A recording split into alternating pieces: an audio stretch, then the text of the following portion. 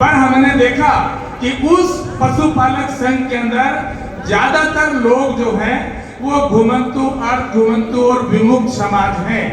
तो हमने उनके उद्धार के लिए जो गवर्नमेंट की पॉलिसी, जो डीएनटी पॉलिसी थी, हमने उस डीएनटी पॉलिसी को लिया। उस डीएनटी पॉलिसी के अंदर उपस्थित समाजों के 32 समाज उसके अंदर आते हैं जो गवर्नमेंट की लिस्ट में लिस्टेड है। अदरवाइज 10-12 ऐसे समाज हैं जिनके 2-2 नाम है, 3-3 नाम है, वो 50 समाज हैं, वो डीएनटी के अंदर आते थे। जैसे ही हमने डीएनटी का नाम लिया तो हमारे समाज के कुछ लोगों को आपत्ति होती थी, अरे साहब आप डीएनटी का नाम मत लो, डीएनटी का। पर मैं आपको बताना चाहता हूँ कि ये भाइयों प्रजातंत्र है। इस प्रजातंत्र में जिसके राशन कार्ड में ज्यादा नाम होते हैं, गांव का सरपंच भी उसको दूर से सलाम करता था। जब आपकी नीयत सही थी, इसलिए आपको डीएनटी के 50 समाज आपके नेतृत्व में इकट्ठे हुए।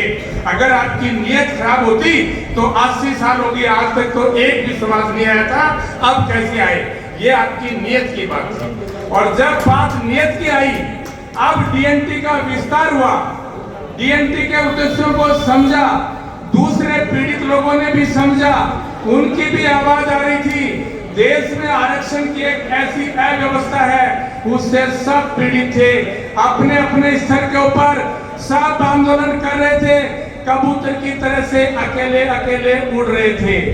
जब हमने दोस्त पैटर्न बनाया, अरे दोस्त का मतलब है पहला डी फॉर डीएनटी, जो हमारे 25 पहले वाले समाज। ओ का मतलब था वंचित ओबीसी, जो आज हमारे बीच में वंचित ओबीसी के अध्यक्ष बैठे हैं, उनके पीछे छिंतर समाज है, वो छिंतर वंचित ओबीसी समाज के अध्यक्ष हैं।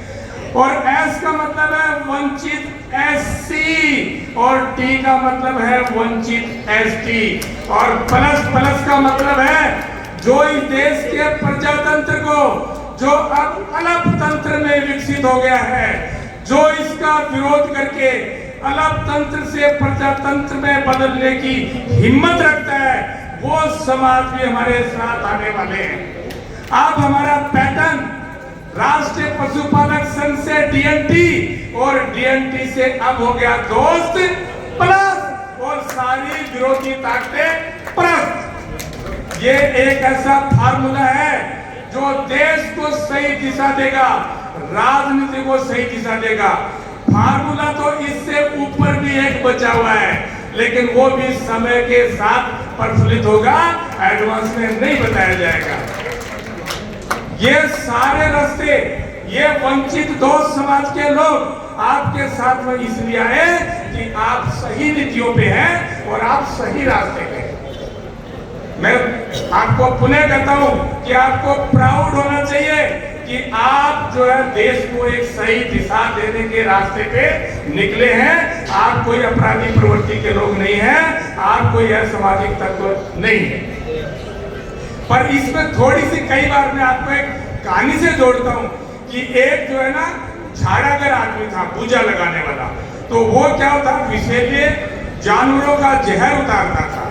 तो उसके पास गए, भाई तेरा रेट क्या है? तो वो कहता था कि भाई अगर कोई ततैया होता है, छोटा पीला जानवर, कि भाई अगर ततैया काटता है तो उसके मैं झाड़ा का 4 आना लेता हूँ। बोला ठीक है। फिर बोला अगर वो गोरैया सांप होता है, वो काट लेता है तो मैं 5 रुपया लेता हूँ। फिर बोला अगर कोबरा सांप काट लेता है तो मैं उसका 25 रुपया लेता हूँ। लेकिन अब कोबरा का तो भाई नाम लेना भी मुश्किल होता है। तो एक मेरे जैसा चालाक आदमी था, उसको कोबरा ने काट लिया। तो वो एक बार तो अपनी जेब की तरफ देखे, फिर कोबरा की तरफ देखे, फिर झाड़ा। उसने सोचा भाई एक ही बात है, झाड़ा तो एक जैसा ही है। तो उसको झाड़ा वाले को बोला कि भाई मेरे को तो ततैया ने काट लिया। तो उसने झाड़ा लगा दिया ततैये का। तो झाड़ा तो लंबा होता है, तो वो बीच में बोला अरे भाई एक बार बड़े वाले का भी नाम ले दे, बड़े वाले का भी नाम लेते भाई कोबरा।